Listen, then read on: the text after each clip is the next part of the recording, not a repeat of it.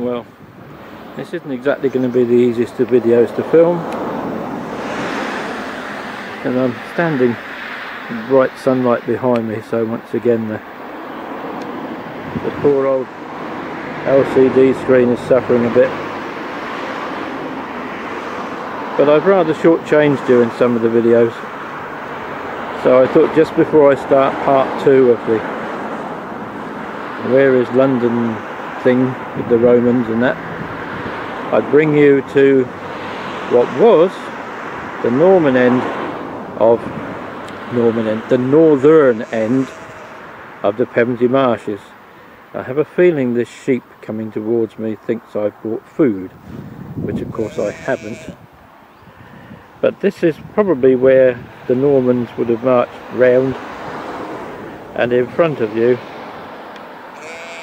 are the salt marshes where the Romans would have extracted their salt, and you can see the hills on the other side, including what appears to be a windmill. Now that might be the windmill at Windmill Hill, the other side of Earthman Zoo,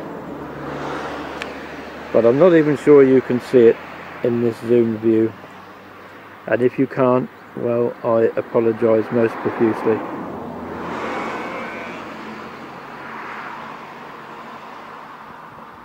I'll get that a little bit lower and then have another go.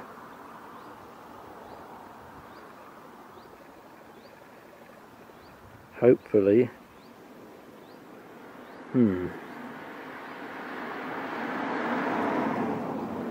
hopefully you can see it up there somewhere. I'll just pan round. It's not always the most reliable of. Anyway, now to give you some idea now of the distance that the Normans had to walk round once again, as you've seen from my video across the marshes, they'd have had to come all this way round and then all the way round the higher ground up there, the higher ground over there,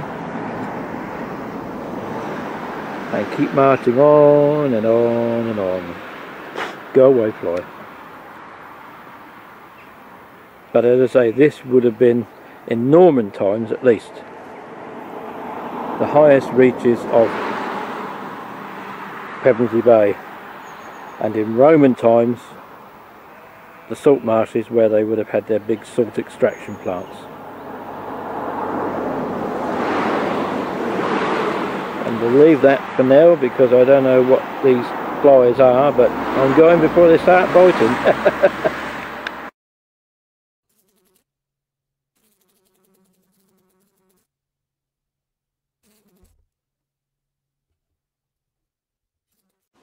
Now, isn't it just real? I've just tried to film in 2 places. One, there's an entrance to some woodland clearance and building that's going on with a padlock gate. So I thought, no activity going on today. Lock the car, get 10 yards away from it. What happens? A vehicle comes and wants to get in, so I had to move. I then went round the corner a few yards further where I wanted to show you the very northern extent of the parish of Westham, as I think it still is today. Lo and behold, a Land Rover with a trailer with obviously farm animals in it approaches, so I had to move from there. But I've just come up here because this is a place which I understand is called the Horns. This bridge is rather, the bridge parapet is rather high. Now I don't know what I can show you of the other side.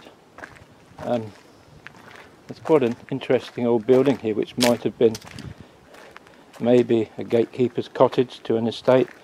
This part I think is called the Horns, and I brought you here to show you the Drinnock Mill Gut, as they call it.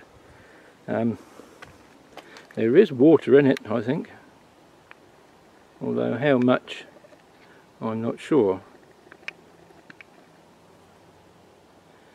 Trouble is, at this time of year, with all the hot weather we've been having, these drainage ditches get covered with this horrible pennywort stuff. But anyway, this is one of the ditches, one of the drainage ditches that empty into the upper reaches of the Grinley sewer, and ultimately therefore into Pevensey Haven. But as you can see, there is so much growth around that it's very difficult to see where the water courses are. There is another water course here, which is also probably another part of the Jonnock Mill gut. There was obviously Jonnock. Wait a minute. Druck Mill. Get it right. And there must have been a mill on one of the hills just a bit further along there. But at least we can see clear water there. And not so much clear water over there, as you can see. But this, I think, oh, I'm not going to touch them, but it's a rather nice little, I'm not even sure I'm focusing in on them in this. Where are they? There they are. Aren't they nice, hiding in there? Anyone for blackberries?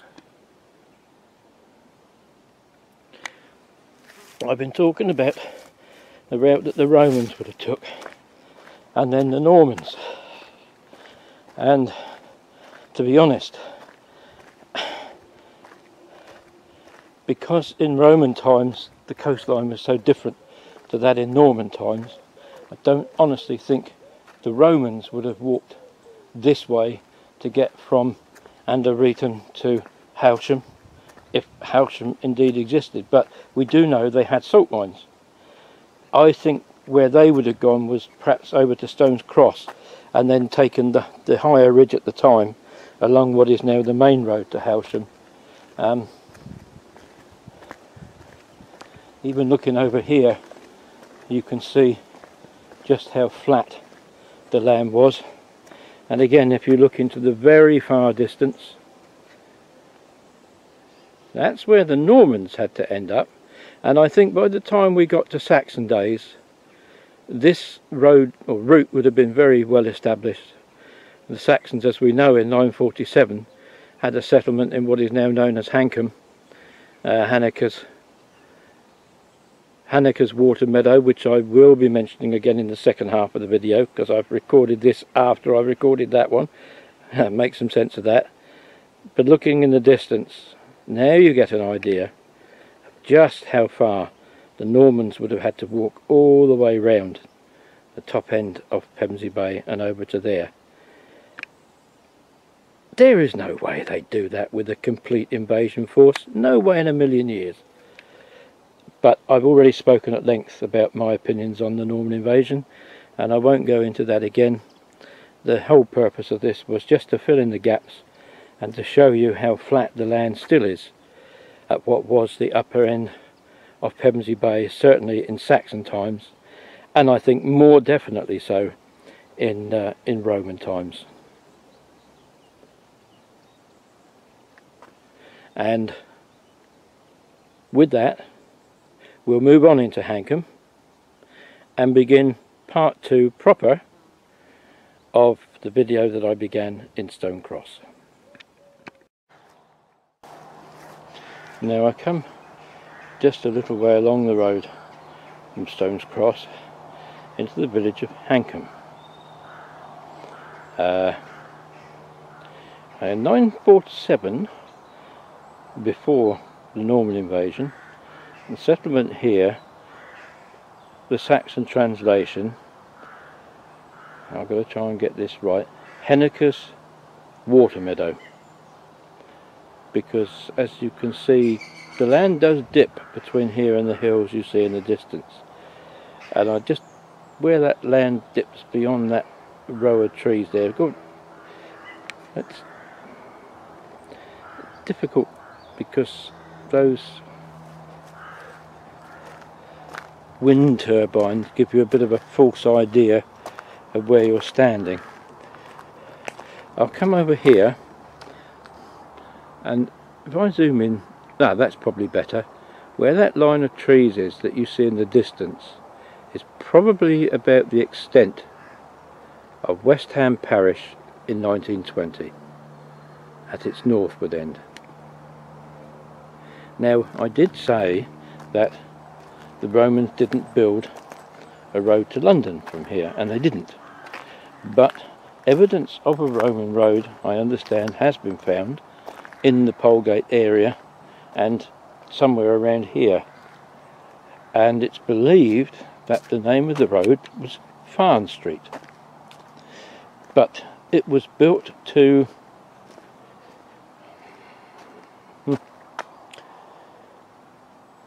Pontus, what is now known as Portslade. Anyway, I can't think of its name in the Roman right off the back of my head, and then it went up into the Ashdown Forest. Reason for that being iron. Now, I've spoken before about the iron industry in relation to the Middle Ages, 12th, 13th century, that kind of thing. But there was a little iron age, if you like, iron industry around about the time the Romans arrived. And of course iron was of great interest to them. But this wasn't iron as was forged in the great hammer forges of Ashburnham and places like that in later years. This iron was known as bloomers, and there were little what they called bloomeries all over the place. And basically where the iron was smelted, very often it was a small industry, and they built like little, they looked like little chimneys standing on the ground, and the iron would be smelted in the top, and the droplets would be just allowed to drop into the bottom and form naturally into sort of what might look like spongy things, which they called bloomers.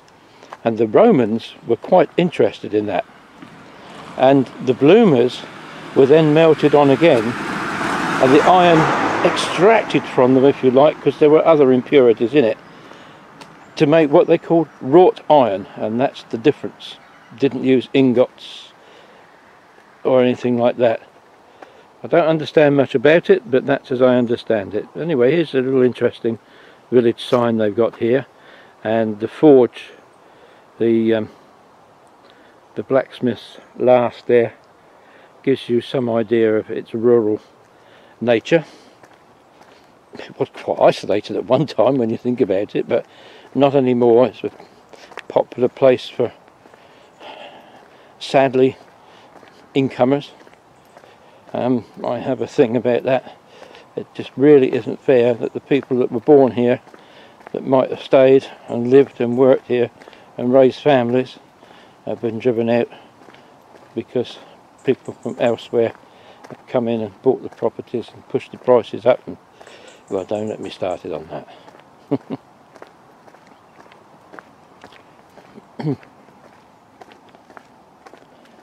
But I don't know if you can hear that behind me. You can hear the noise of the traffic on the Pevensey bypass and the A22.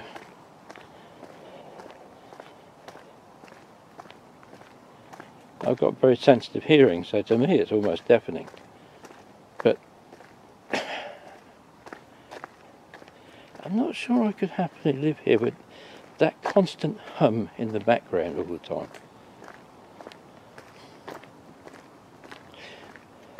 Anyway, draw your attention to this house over here on the right. It's called the Dog House, and I didn't like the man personally. I thought he was an oaf and a buffoon. But Ian Gow, the late Ian Gow, was our MP at one time, and in his driveway there he got into his car one morning and unfortunately the IRA planted a bomb and he was killed. And I will say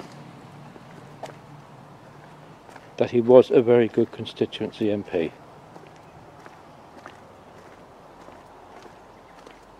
And credit where credit is due.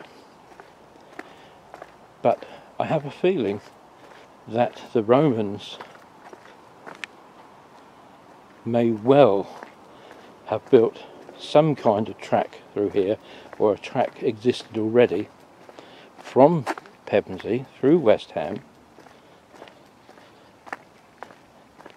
because this was on the edge of the sea at the time, just a bit further down the road.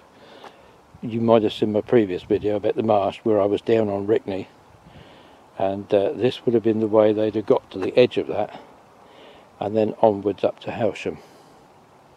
Now, I'm not going to film any more in Hankham this morning because I just wanted to show you those couple of things and explain about the reason for the Roman road and for the iron.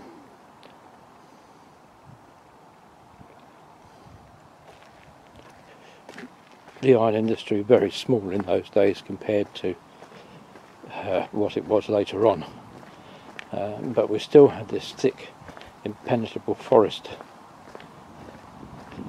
that really cut Sussex off from the rest of the country. Oh, what's the name of that? What's the name of that port?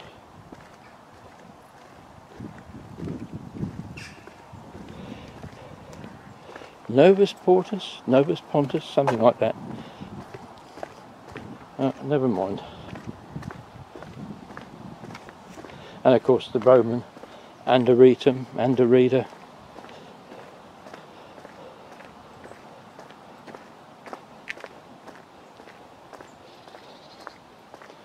And after the Romans had left, of course, the Saxons took it over. Oh, they called it something like Andredus Caister, Andredus Caister.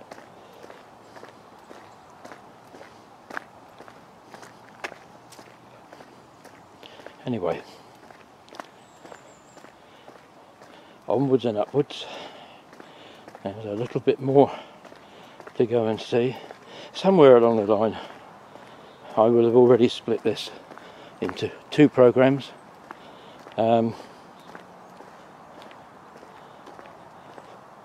Probably just before I got here, to be honest with you, but we'll see how it works out.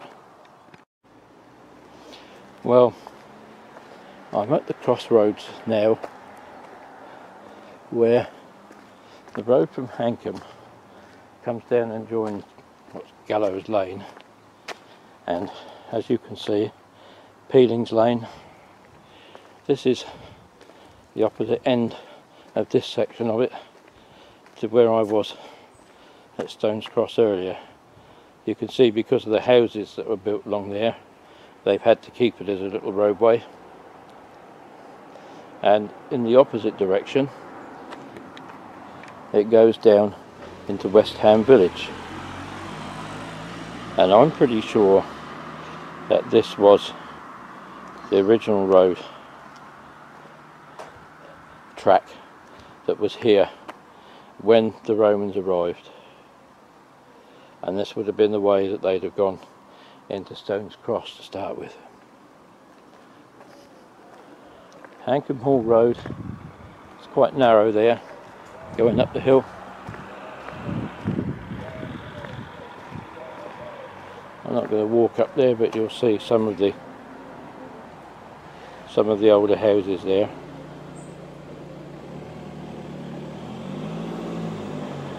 In its day, very rural. There's a lady coming up walking, so I'm going to stop filming for a second and then I'll start again in a moment. This is the trouble, it's now the time when people are up walking, going to work. Much of the development at this end is quite new, but this is Gallows Lane now. I don't know exactly where the gallows were, but this was the place where the public hangings took place for the local area, after people had been sentenced to hang either in the Friday Street Assizes or from the jail in Pevensey village. And hangings in those days were quite quite spectacular public affairs. They were almost like a travelling circus kind of thing. And I can imagine that it would have been quite a busy scene here at one time.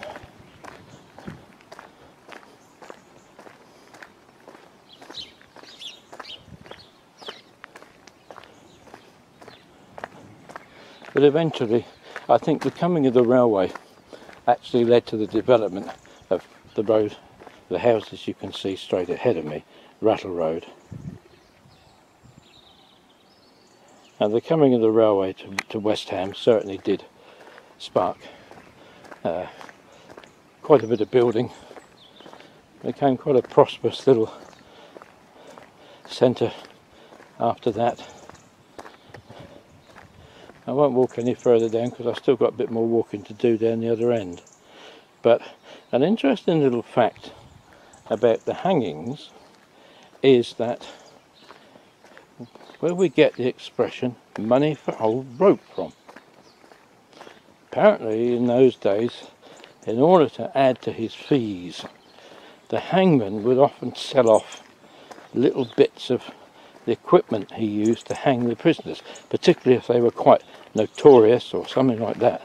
He'd get a higher price, and he would sell the noose and a bit of the rope to the highest bidder. Hence the phrase, getting money for old rope. And on that rather grisly note, it's just difficult to imagine there with the width of this road here, but you can imagine the road coming up here heading towards Hankham, just this little track going up, taking the Romans up to what is now the Saltmarsh Lane, and where they would establish their own salt extraction works at the very, very head of what in those days was probably not called Pevensey Bay then, but where the sea used to go right the way inland there. That was where the Romans got the salt from. And in the great forest of West Sussex, in the Ashdown Forest, was where they extracted the iron ore and the timber to make their little iron bloomers, which they probably took back to the rest of their empire to make weapons and things like that.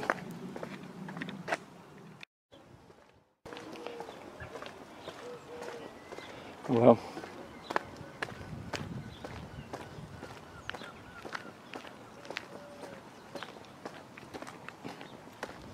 here we are at the very eastern end of Peelings Lane.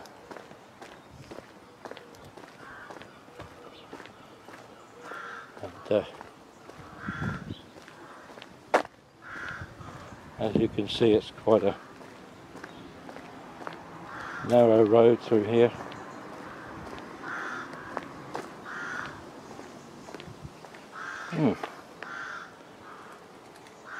That must have been a big tree. There's a young lady coming behind me with a dog, so I'll let the young lady go on her way. I say there's nothing really up there, it's just a lane there with some houses, but I was looking at this tree base here. I wonder what that was. There is some age, as you can see. Look at this magnificent tree up here. I think that's an oak. It is. It's an ancient oak tree. Wow. You don't see many of those left around here. And one further up too.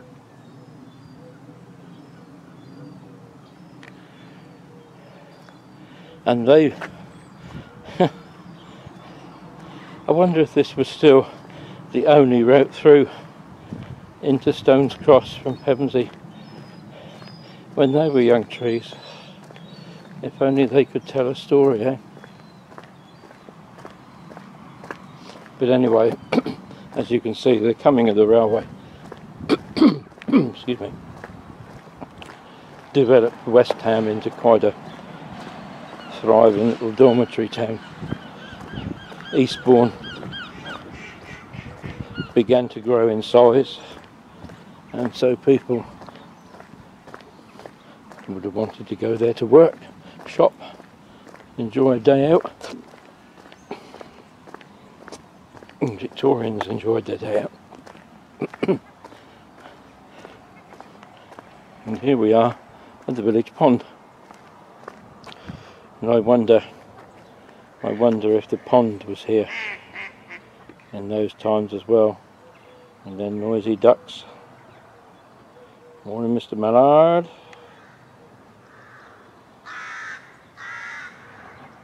Just having a nice lazy time on the water.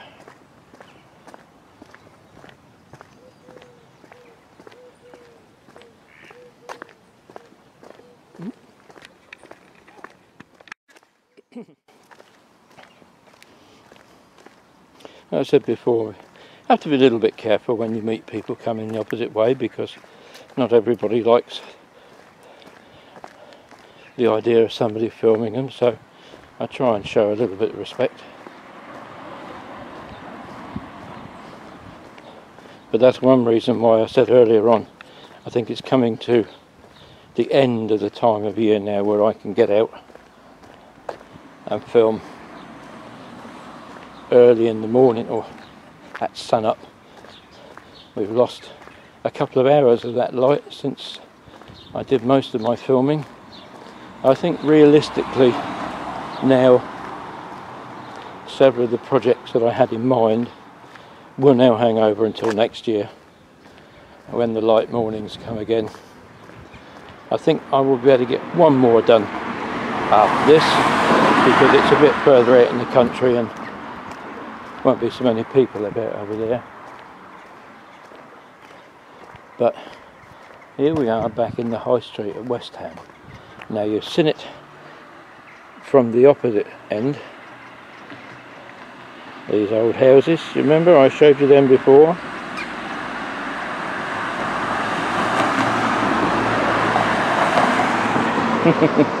Interesting how cars slow down all of a sudden when they see a camera pointed in their direction. Guilty conscience or what? And looking that way, well, we'll take a walk along there. What the heck? It's getting a bit busy, but I wonder if some of these modern houses here have actually been built on the site of houses that were here before the coming of the railway. But certainly you can see the older buildings on the left of me as I walk along the road, which I feel pretty certain the coming of the railway to Westham would have inspired, if nothing else.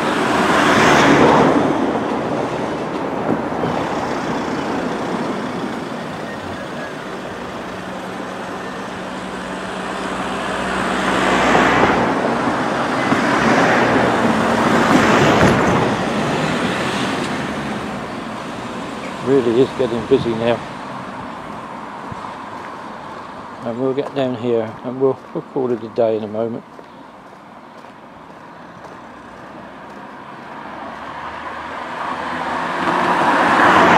Little more now than just a dormitory area for commuters and retired people, but on the opposite corner there that we're looking at, there was a pub.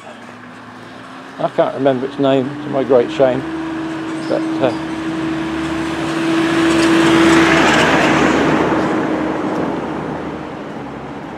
that and several other buildings that I should imagine would have been built around the time of the railway coming. Good morning, mister. How are you feeling this morning? Rough. I'm sorry to hear that.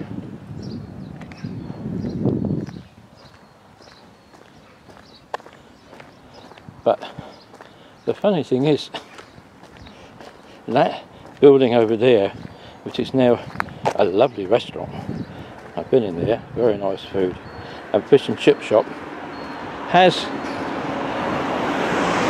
a very railway look to it. And I'll get out of the way of this. There's a chap who's running, so we'll get out of his way. The train's just gone through, and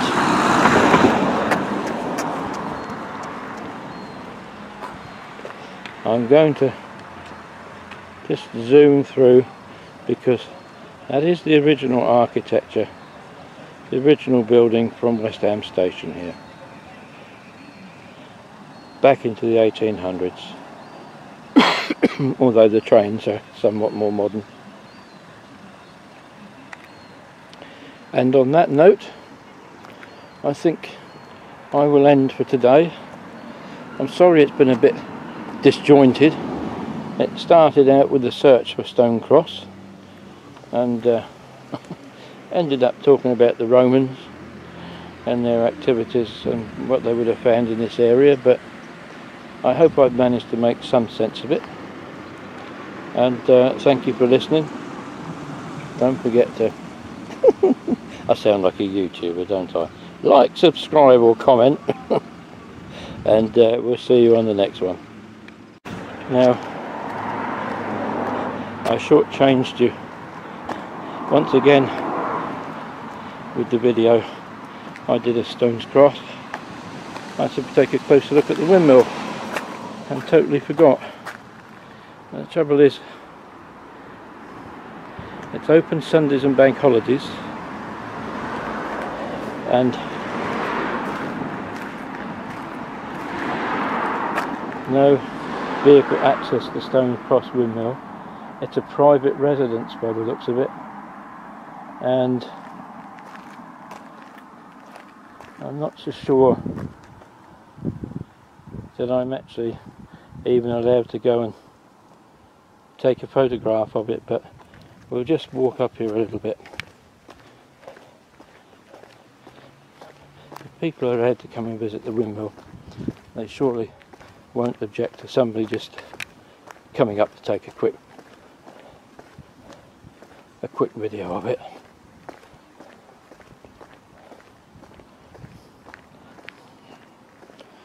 Because you need to, as I said yesterday, this is the last of the post mills built in Sussex back in 1876, and there is the unique onion dome on the top, and you can see all the machinery at the top there quite clearly today, the fan and everything. So there it is.